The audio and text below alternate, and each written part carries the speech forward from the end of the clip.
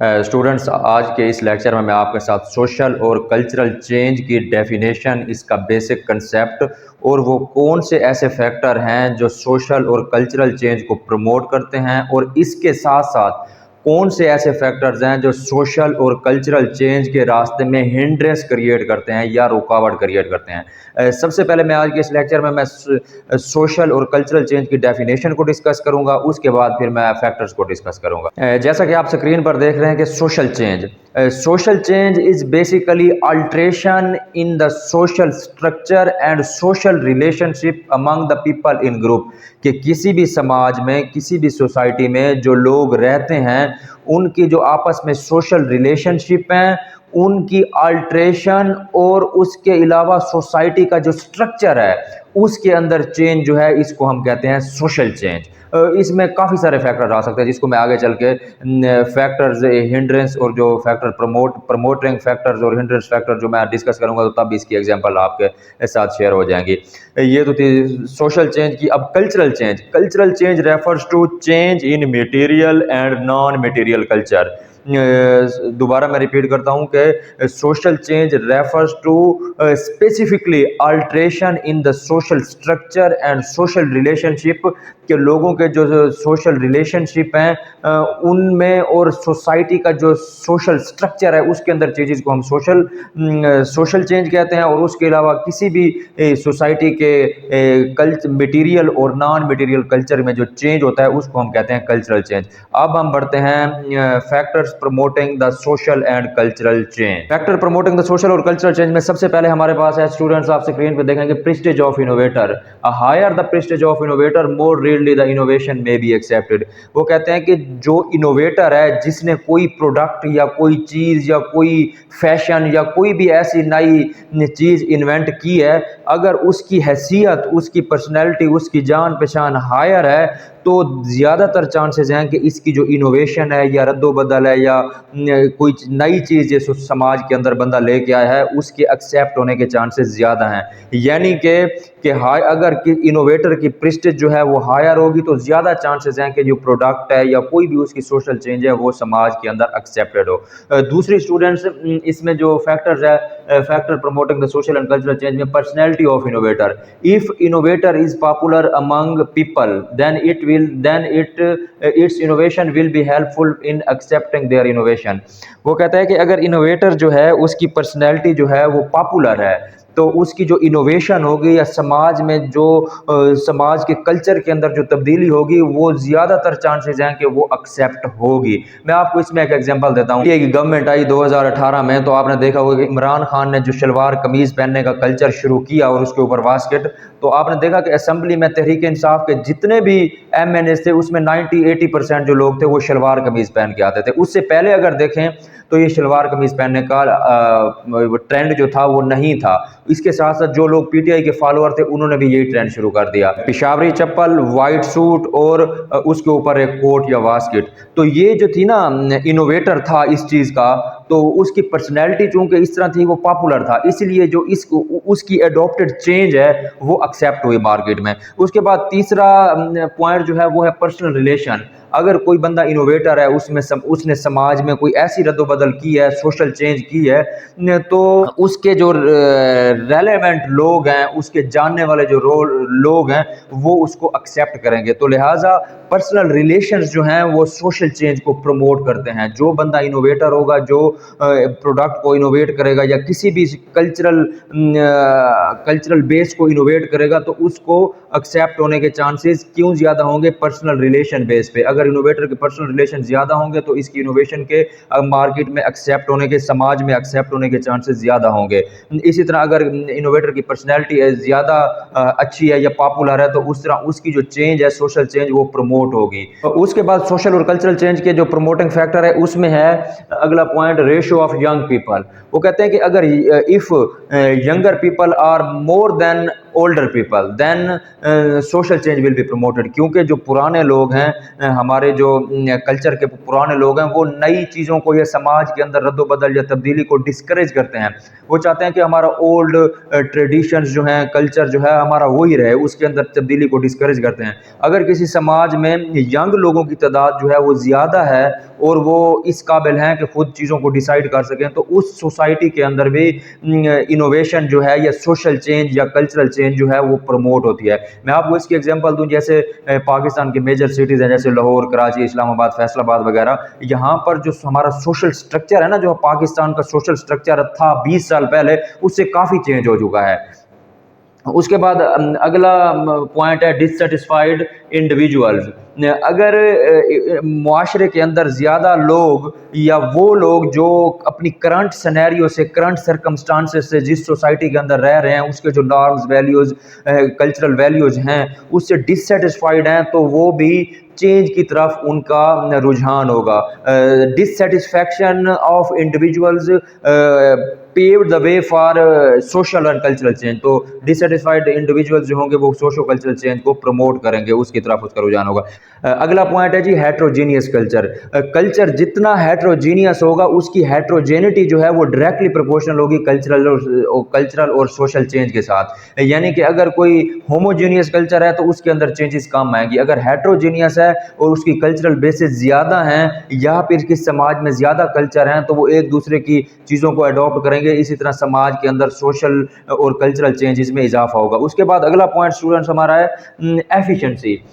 If efficiency of innovative product और innovative thing is greater then change is promoted and accepted. अगर जो innovative चीज़ है, जो society या समाज के अंदर कोई भी ऐसी नई चीज़ आ रही है, उसकी एफिशिएंसी पुरानी या एग्जिस्टिंग जो चीज़ है उससे ज़्यादा है, तो फिर भी अपना सोशल और कल्चरल चेंज के प्रमोट होने के चांसेस ज़्यादा हैं। उसके बाद अगला है cost. If low then it is promoted and accepted. अगर मार्केट में या समाज में कोई नई ऐसी चीज़ आई है जिसकी एफिशिएंसी एग्जिस्टिंग या प्रीवियस उस चीज़ से, जो चीज़ नई आई है उससे मिलती जुलती प्रीवियस या एग्जिस्टिंग चीज़ से नई चीज़ की एफिशिएंसी ज़्यादा है और उसकी कीमत कम है, यहाँ पे हम कीमत का जिक्र कर रहे हैं, इसकी कॉस्ट का जिक्र करें, कॉस्ट कम है, तो ये भी तो फिर भी जो है अपना सोशल और कल्चरल चेंज जो है प्रमोट होगी। उसके बाद ईज़ ऑफ हैंडलिंग। अगर कोई नई चीज़ आती है, कोई नई टेक्नोलॉजी आती है, उसको हैंडल करना जो है वो ईजी है। नई टेक्नोलॉजी आती है, उसको हैंडल करना ईजी है, तो लोग जो हैं उसको रीडली एक्सेप्ट करेंगे। तो इस तरह भी समाज और कल्चर के अंदर तब्दीली आएगी। ये ना basically efficiency, cost, ease of handling, ये हो रही, ये जो 3 पॉइंट है ये टेक्नोलॉजिकल रिलेटेड है। यानी आप देख लें कि एग्रीकल्चर में जैसे एक्सेस और कुल्हाड़ी वगैरह का इस्तेमाल होता था, अब एग्रीकल्चर में मशीनरी आ गई है। तो अगर मशीनरी की एफिशिएंसी ज़्यादा है तो पहले वाला काम मुश्किल होता था, जो पहले एक सेम चीज़ होती थी, सेम काम अगर पहले मुश्किल होता था और टेक्नोलॉजी के आने से काम की एफिशिएंसी बढ़ी है, तो ये सोशल कल्चरल चेंज को प्रमोट करेगा। सिमिलरली अगर कॉस्ट कम पड़ती है और टाइम भी कम पड़ता है, तो फिर भी चीज़ एक्सेप्टेबल होगी। उसकी हैंडलिंग जो है वो इजी है, तो फिर भी एक्सेप्टेबल होगी। Unpleasant, it should not be unpleasant. अगर अनप्लेजेंट है तो उसकी एक्सेप्टेंस, उसकी प्रमोशन नहीं होगी। It should be pleasant. तो स्टूडेंट्स ये थे हमारे आज के factors promoting social and cultural change. अब जो है मैं आपके साथ डिस्कस करने लगा हूँ factors that create hindrance in the way of social and cultural change.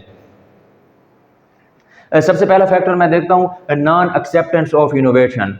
तो कुछ लोग जो है ना, जो हमारे पुराने लोग हैं, वो जो है इनोवेशन को एक्सेप्ट नहीं करते, क्योंकि वो समझते हैं कि innovation leads to disturbance and confusion among the existing social pattern and social जो हमारा स्ट्रक्चर है, जो कंटिन्यूअस स्ट्रक्चर है, तो उसके अंदर हिंड्रेंस और डिस्टर्बेंस क्रिएट करते हैं। इस वजह से ये जो है अनएक्सेप्टेड है। दूसरा पॉइंट, इसमें मैं आपको एग्जांपल देता हूँ कि जो फार्म की टेक्नोलॉजी आई है ना एग्रीकल्चर के अंदर, ट्रैक्टर और इस तरह की मशीनरी, ब्लेड, कल्टीवेटर वगैरह, तो पहले ये काम जो है बैलों से या फिर हाथ के जरिए होता था।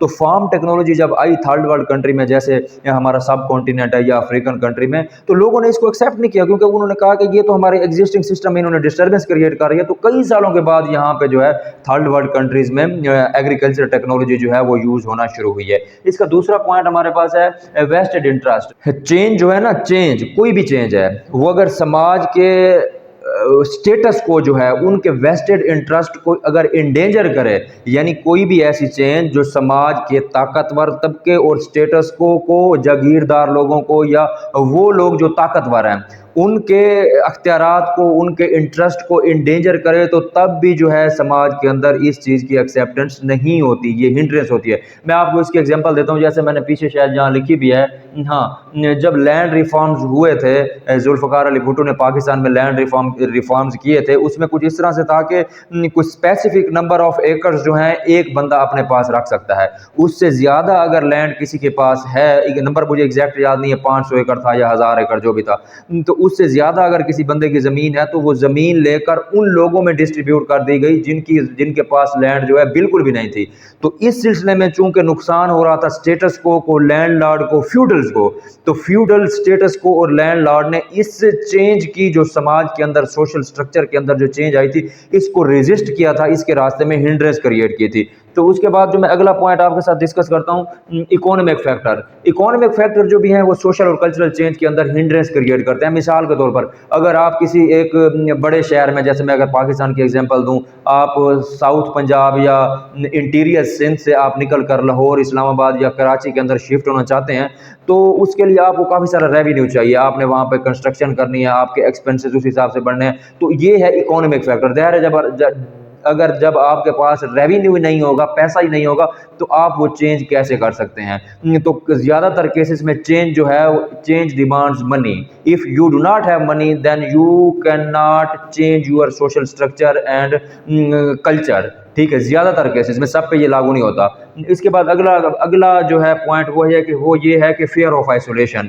आम तौर पर ना हमारा जो ट्राइबल इलाका है या ट्राइबल कल्चर है उसके अंदर जो पेरेंट्स हैं या जो फैमिली के सरबराहान हैं वो कहते हैं कि अगर उस फैमिली के अंदर कोई यंग लड़का जो है वो सोशल या कल्चरल चेंज की तरफ राग है, वो कहे कि मैंने इस चीज़ को अडॉप्ट करना है या मैंने इस लिविंग स्टाइल में रहना है, तो उसको थ्रेटन किया जाता है कि then you will be isolated from our family.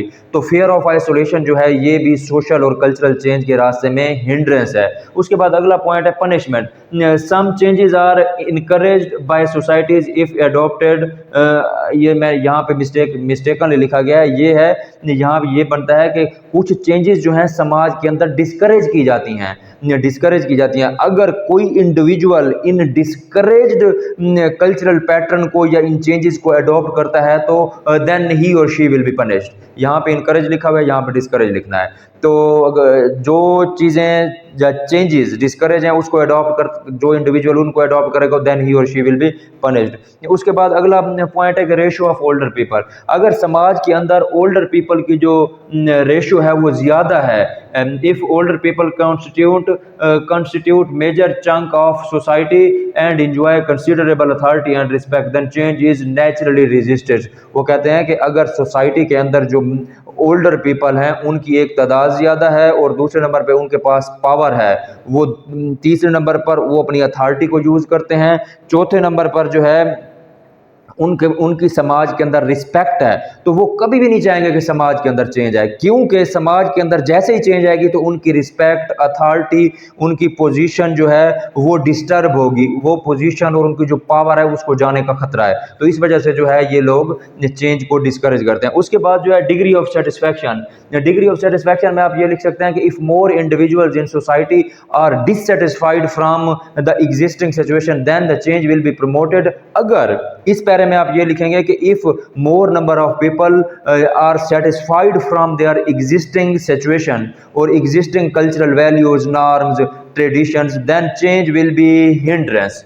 तो अगर ज़्यादा समाज के ज़्यादा लोग अपनी सोसाइटी के अंदर सेटिस्फाई हैं, अपनी एग्जिस्टिंग कंडीशन से सेटिस्फाई हैं, तो उनको क्या ज़रूरत है फिर चेंज करने की। तो फिर जो है वो सोशल और कल्चरल चेंज जो है वो हिंड्रेंस होगी।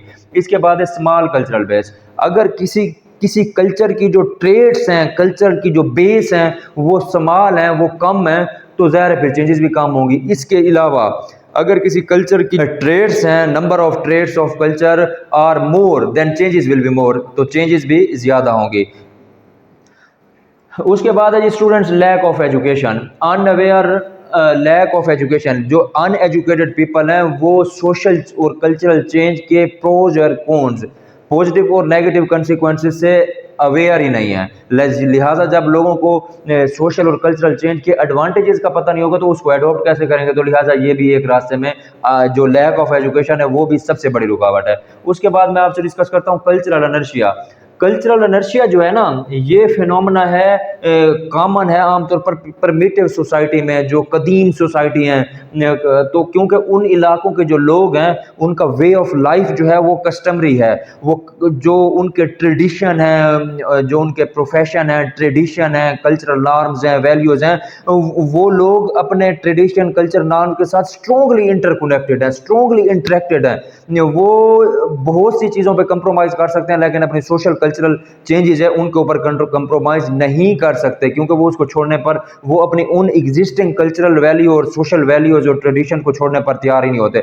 इसमें एग्जांपल्स क्या है, ट्राइबल कल्चर, जो tribal culture and tribal area of KPK and Balochistan के, बलोचिस्तान और केपीके के अंदर जो ट्राइबल कल्चर है तो उसको तो लोग छोड़ने पर राजी नहीं है। ठीक है, तो इस तरह के जो फैक्टर हैं कल्चरल इनर्शिया रिलेटेड, वो भी सोशल और कल्चरल चेंज के अंदर सबसे बड़ी रुकावट है। इसके बाद अगला पॉइंट जो है हमारे पास आइडियोलॉजिकल कन्फ्लिक्ट। आइडियोलॉजी जो है ना, ideology play a huge role in accepting और रिजेक्टिंग एनी सोशल और कल्चरल चेंज। कि आपकी जो आइडियोलॉजी है वो किसी भी सोशल या कल्चरल चेंज को एक्सेप्ट या रिजेक्ट करने में की रोल प्ले करती है। मिसाल के तौर पर एक तरफ आप देखें KFC मैकडोनल्ड और दूसरी तरफ देखें आप ट्राइबल कल्चर। ठीक है, जब जो ट्राइबल लोग हैं उनकी आइडियोलॉजी है ही नहीं कि वो मैकडोनल्ड और KFC वगैरह का यूज करें, उन रेस्टोरेंट्स को इस्तेमाल करें। तो इस तरह जहां पे आइडियोलॉजिकल कन्फ्लिक्ट आते हैं वहां पर चेंज जो है वो डिस्करेज होती है। तो स्टूडेंट ये था मेरा आज का लेक्चर। तो मुझे उम्मीद है कि ये मेरा लेक्चर आपको समझ आया होगा। अगले लेक्चर तक के लिए मैं आपसे इजाजत चाहूंगा। अल्लाह हाफिज, थैंक यू।